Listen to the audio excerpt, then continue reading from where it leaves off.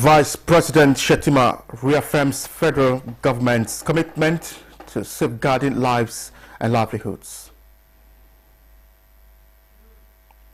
Senate investigates inefficiencies in power sector, disturbed about huge cost of grid collapse to the nation.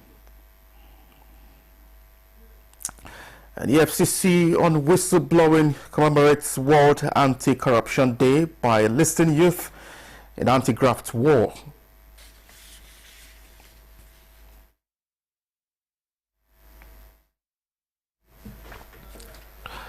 Hello, thank you for joining us. This is the news at 11 on Nta News24. I am Charles Alpha. The federal government has launched the 2024 Hazard Risk Countrywide Analysis document to strengthen disaster preparedness and mitigation efforts across the country.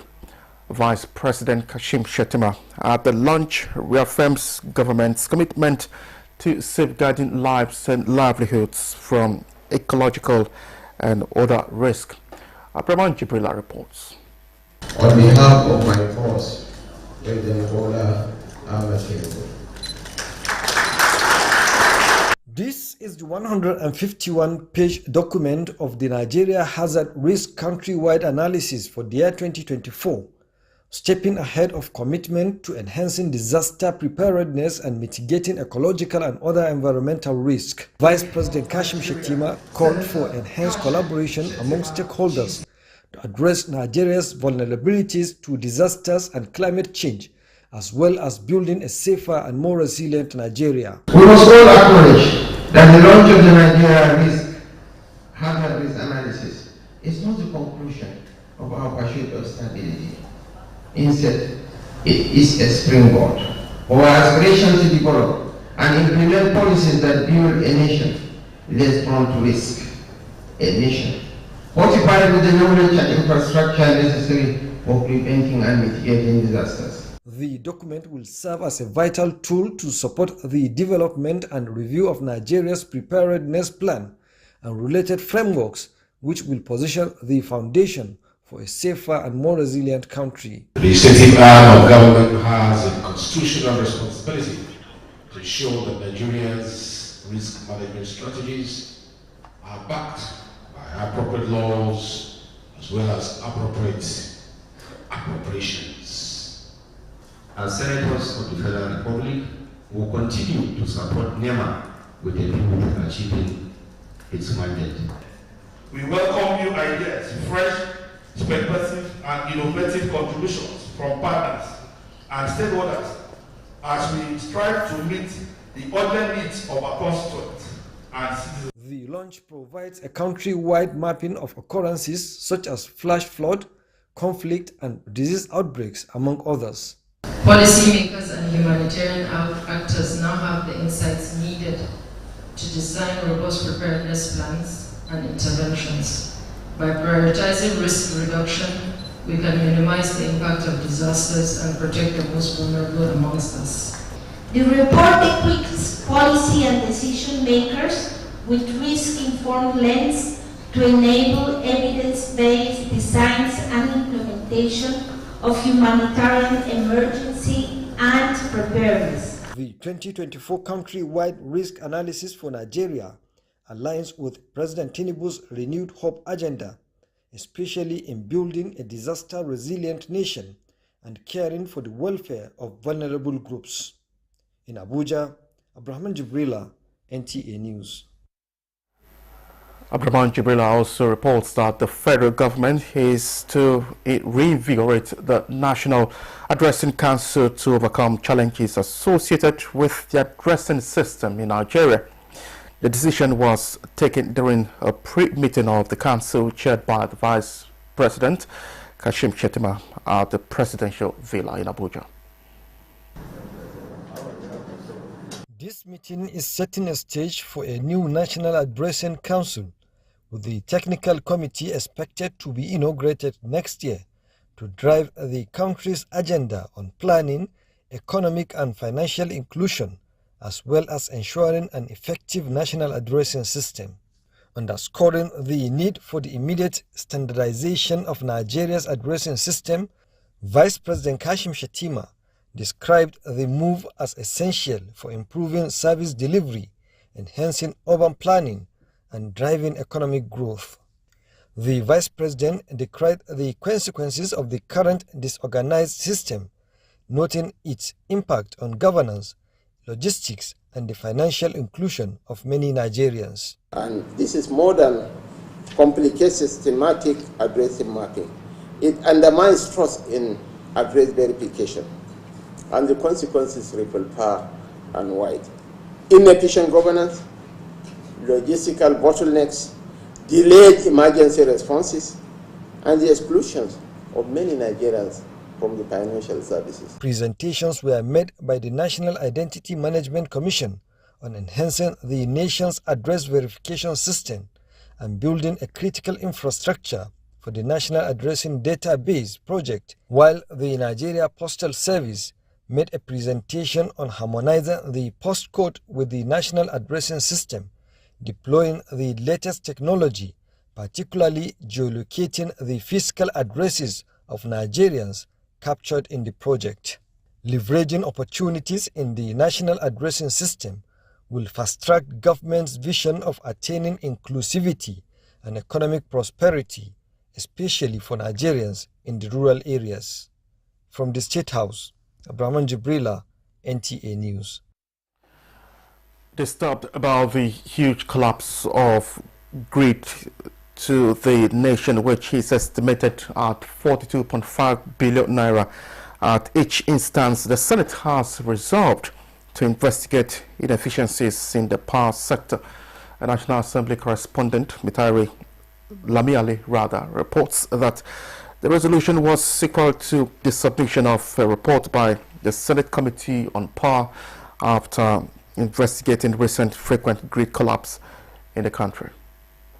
The legislators, after being presented with a report on a recent investigation on frequent grid collapse, said Nigeria's experience after the privatization in 2013 remains a tale of dashed hope. We need more legislative action by this Senate agreeing to declare an emergency in the power sector.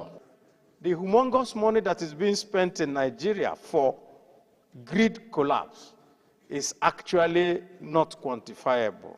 I thought the committee will probably take about 20 years down the line and bring about the budgetary allocation to power sector. They particularly accused the distribution companies of ensuring that all processes work in their favor. The key element in distribution is transformer and cables, among others. So if these ones are now being procured by state government using public funds and individuals using their personal resources, what is the cost that these discos are incurring? Why do we give out licenses to Gencos and they produce, and TCN cannot carry what they produce? That's one.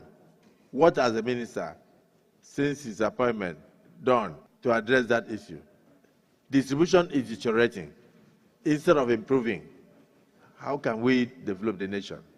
The Senate Committee on Power was given 6 weeks to do a holistic investigation that would uncover how government's investment in the sector was managed. Senate Leader Okoyemi Bamidele also at plenary clarified that the tax reform bills being considered by the National Assembly have not been withdrawn, as erroneously reported by some sections of the media. The bills were executive bills, transmitted to us by the executive arm of government through the office of Mr. President. It's only the executive arm that can withdraw these bills. Meanwhile, the special committee chaired by Senate Minority Leader mandated to meet with the Attorney General of the Federation to address grey areas in the bills has already swung into action. From the National Assembly, Lami Ali, NTA News. Stakeholders are strongly uniting against corruption as international community marks 2024 Anti-Corruption Day. The commitment is coming as the Economic and Financial Crimes Commission is raising advocacy against the crime while engaging youth on the need to pursue value and shun crime. Tokwe Alabi reports. Well, the reports will be brought to you as soon as it is ready. The Board of Trustees of the People's Democratic Party has expressed displeasure over the National Working Committee's inability to convene a National Executive Committee meeting as previously scheduled for 28th November 2024. Chairman of the board and former President of the Senate, Adolphus Wabara, during the BOT meeting at the National Secretariat of the party in Abuja, emphasized that the emergency meeting aims at resolving internal party issues and planning for future electoral engagements. Timothy Yusuf reports. It's an emergency meeting of the members of the PDP Board of Trustees to reaffirm commitment to democratic principles and internal cohesion. Chairman of the board, Senator Adolphus Wabara, on behalf of members, expressed disappointment at the continued shifting by the National Working Committee in convening a National Executive Committee meeting, highlighting the critical role of the NEC as platform for decision-making and unity within the party. The BOT called on the leaders of the North Central Zone to immediately convene a meeting of North Central stakeholders with a view to nominating a replacement for former National Chairman Senator Yocha Ayu. We urge the NWC to rise to the occasion, demonstrating leadership and responsibility by making sure that the time fixed next year, February, to convene the NEC meeting is adhered to. The BOT chairman criticized the delay in convening NEC meeting not only as a breach of trust, but also as a potential catalyst for discord within the PDP, re-emphasizing the importance of adhering to the party's constitution and the timeliness set for such meetings. In a move towards reconciliation, BOT announced the board's intention to revisit former Governor Nyesom Wike in the new year, aiming to mend fences and foster lasting peace within the party. Timothy Yusuf, Nta News. We earlier reported that stakeholders are strongly uniting against corruption as international community marks 2024 Anti-Corruption Day, and that report is ready now. In a bold move to empower Nigeria's future leaders, the Economic and Financial Crimes Commission, EFCC, took center stage at a town hall meeting. The goal, to galvanize youths to join the fight against corruption and forge a united front in shaping the future they deserve. As EFCC Chair Ola Olukoyede emphasized, corruption can't be tackled if Nigerians turn a blind eye, and it's time for youths to take a stand, expose corrupt tendencies, and promote accountability and right values in their communities. This isn't just a call to action, but a whistle-blowing opportunity. That without corrupt practices, you can attain a greater height or a great height. And it's possible with hard work, with commitment to right values. That is what we call sustainable greatness in life, that you can sustain. Don't look for quick money that will destroy your future. And you see, if you don't take charge of this crusade, it is your future we are talking about. Conversations at the meeting highlighted the need for youths to shun cyber crimes and corrupt tendencies and embrace a brighter future. There is no sustainable success from internet fraud. I am expected to uphold the good values of our nation. With the place of the student loan being an initiative that is being put in place, we should just focus on our primary duties as gaining the right education and the right degree to come out to be useful to the society at large. EFCC believes upscaling preventive strategies apart from strengthening enforcement is critical, especially uniting and enlisting the youth in the fight against corruption to shape tomorrow's integrity and prosperity. From the EFCC headquarters in Abuja, Tokwe Alabi, Nta News. We'll take a quick break now. More reports ahead. Stay with us.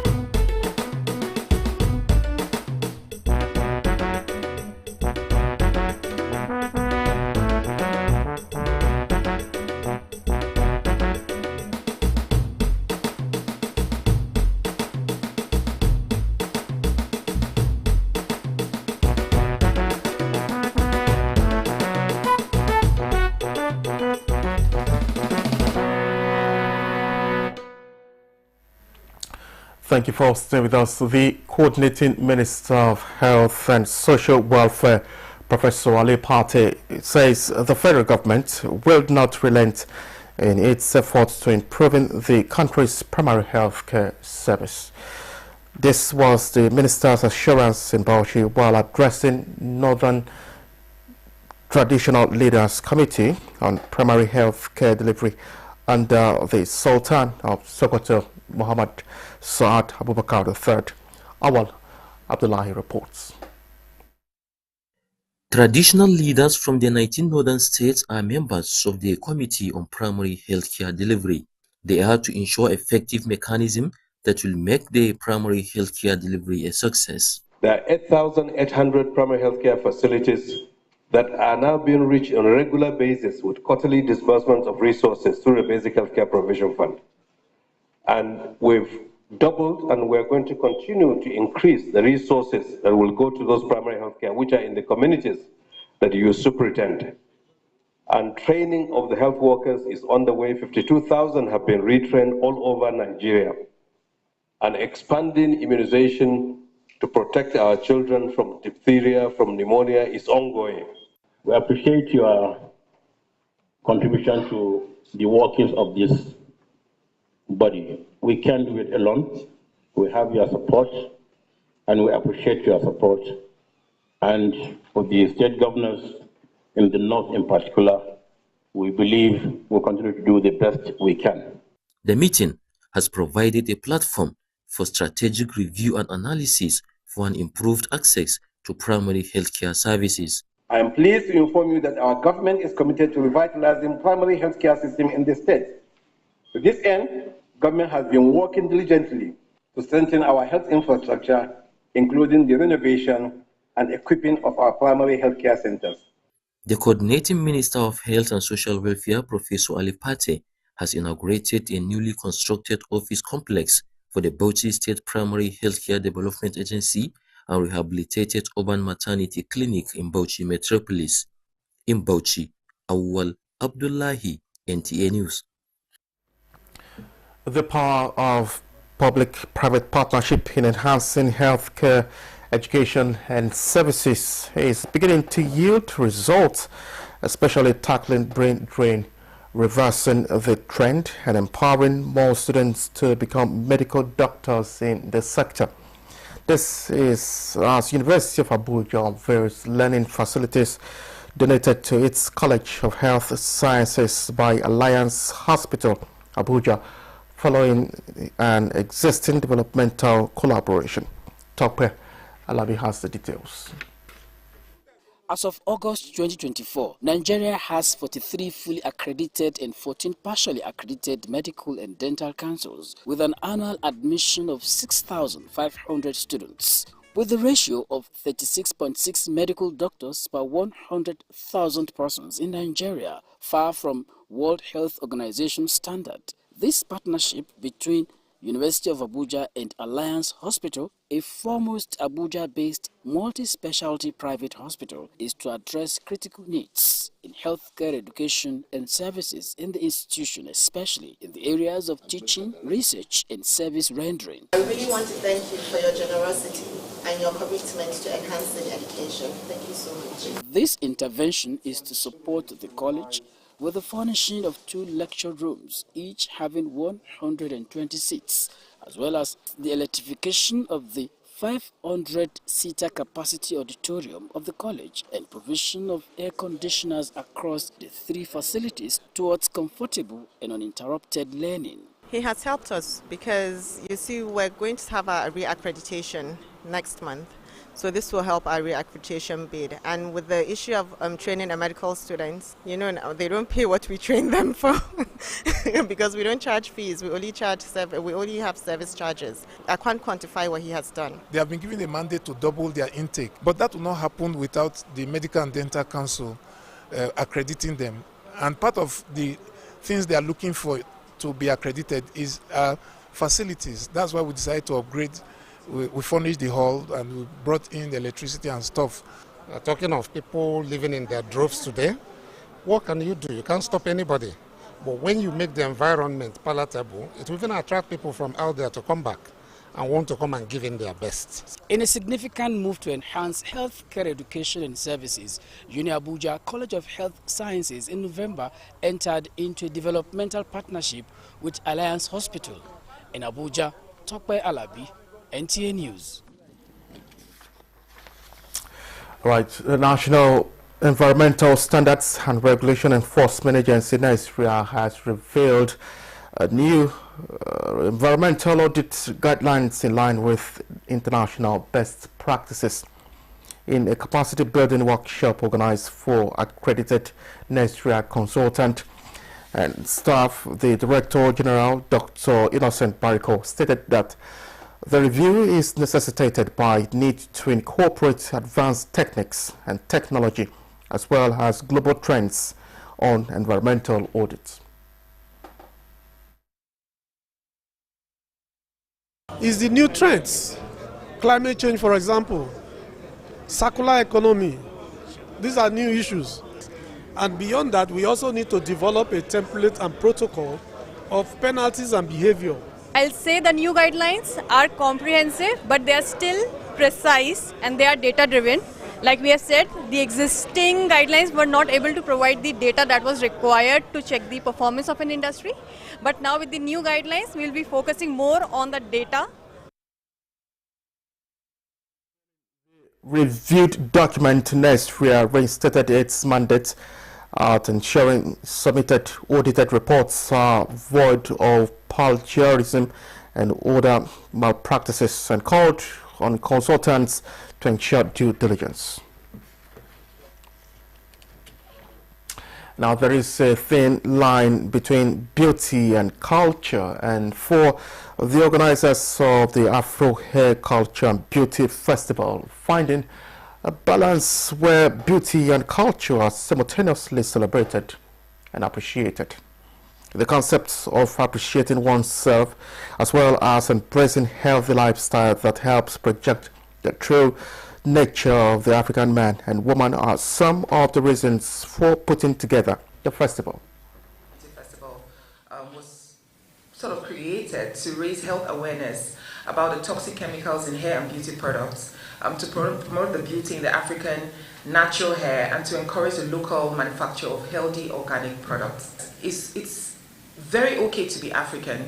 It's very okay to have your natural hair, to embrace your texture, to embrace your skin color. It's okay, you know, however you look, there is no mistake. You're perfectly and wonderfully made. A lot of producers in Nigeria who produce cosmetics do not have a standard operating procedure that is aligned with international best practices. So we need to now begin to drill down on how do we standardize the sector, especially the cosmetic sector, and what people put. You will find a lot of products when it comes to hair products that people call natural, that behind it, it's a lot of unnatural things.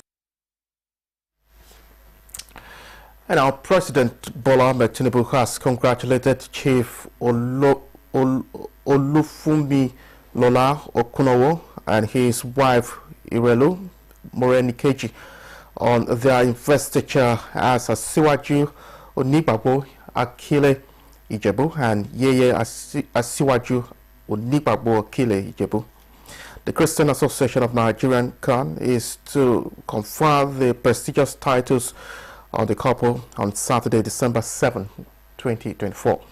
President Tinubu appreciates the Christian Association of Nigeria for recognizing the Okunowo's decades-long dedication to advancing the work of God and humanity across Ijebu land. The President acknowledges that the SC made title Asiwaju Onigbagbo Akile Ijebu conferred upon Olufumilola now has its influence extended to the entire Ijebu land. This honor coincides with the couple's 50th wedding anniversary and Chief Okunowo's 77th birthday.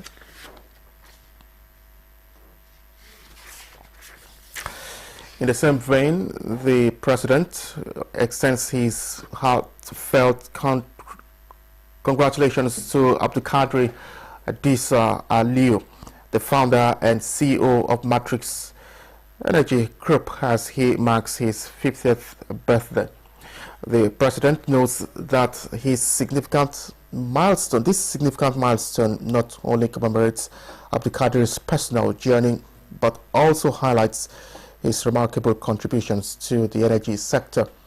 President Tinubu, in a statement by his special advisor on media and strategy, Bayo Onanuga, commends Abdulkadir for his transformative role in Nigeria's energy landscape and his unwavering commitment to economic progress.